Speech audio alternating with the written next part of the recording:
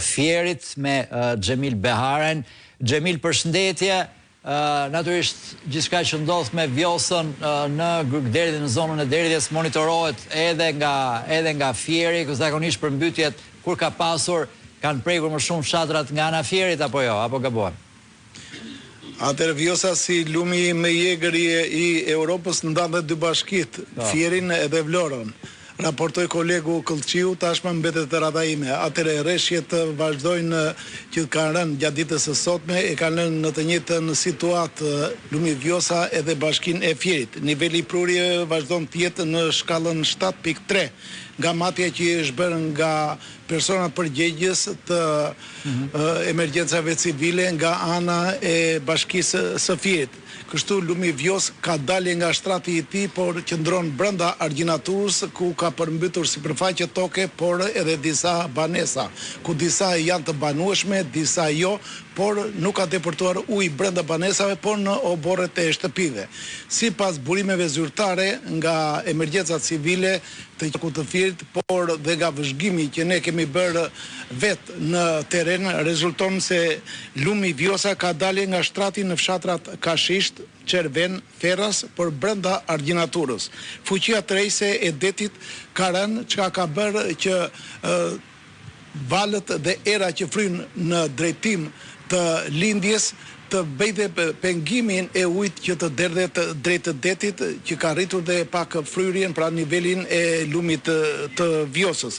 Kemi prezencë uji në tokat bujqësore në fshatrat Kashisht dhe Çerven në një sipërfaqe prej 50 deri në 60 hektarësh, pohojnë burimet zyrtare. Gjithashtu janë dhe një familje e evakuar në fshatin Çerven, ndërkohë që prezenca e ujit është në oborret e 30 banesave, në fshatrat Kashisht 5 banesa, në Çerven 4 banesa, në Ferras 21 banesa, këto që ndodhen brenda argjinaturës, por ka prezencën e ujit në të mbjellat e tyre, në ullishte kryesisht dhe në agrume si portokalle, limona, mandarina, por dhe në oborret e banesave. Simas paraprake,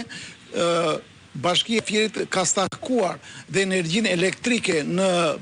puset e ujit të kafarajt, çka ka bërë se puset janë përmbytur dhe furnizimi me ujë të pishëm i banorëve të Bashkisë së Fierit do bëhet me orar të reduktuar, dhe kjo për shkak të përmbytjes që kanë puset, por gjithashtu dhe për të shmangur ndonjë epidemi nga uji i ndotur që mund të vinë në depo kryesore dhe më pas në rubinetat e banorëve të Bashkisë së Fierit. Ka prurje të larta ende gjithashtu edhe për lumin Seman, i cili është dega dhe vazhdon që është në lidhje me lumin Osum. Ka dalje pohon emergjenca civile në Kallëm të madh, lumi ka dalë duke përmbytur toka, por dhe në oborret e banesave lumi ka dalë nga shtrati, po është brenda argjinaturës. Pra janë banesa këto që janë ndërtuar para viteve 90, edhe si thanë dhe në një intervistë në një banor i Ferrasit, tha që banesat kanë qenë që para viteve 80 në argjinaturën e lumit të Vjosës. Në kohën e monizmit u tha që lini banesat dhe do të meni banesa hyrje në pallatet që janë ndërtuar në fshatin në Ferras, por ata kanë pretenduar që të rinë në ato banesa që kanë bërë. I kanë riparuar banesat, por gjithsesi dalja nga shtrati e lumit Vjos bën që ato të përmbyten sa herë që ka sasi rreshjes dhe Vjosa del nga shtrati i saj, por nuk e kalon argjinaturën.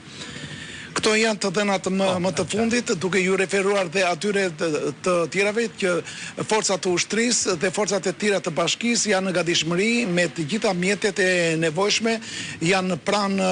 banorëve të zonës, duke kontaktuar me ata për të marrë informacionet e fundit nëse ka nevojë për ndonjë gjë, por do të theksoja se Fieri si bashki që nxori 12 deputet socialist, vetëm një deputet i Partisë Socialiste ka qenë në teren në zonën e Frakullës, që ka parë banorët nga afër, dhe absolutisht asnjë deputet tjetër fierak nuk ka qenë pranë banorëve që janë të prekur nga